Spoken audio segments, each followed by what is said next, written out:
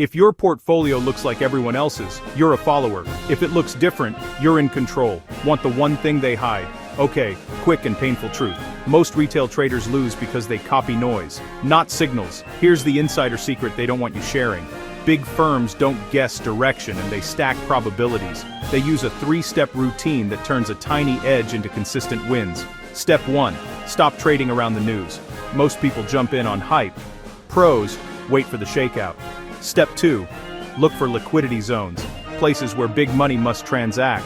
That's where moves start and reverse. Step 3. Size your position like a bank. Small entry.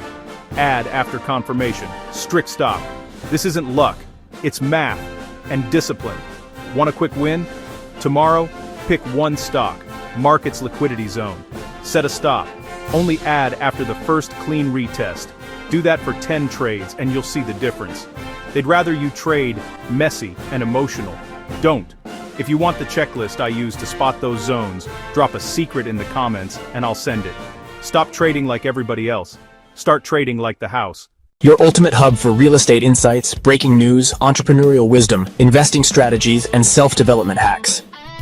If you're ready to expand your mind and stay ahead of the game floor, you're in the right place.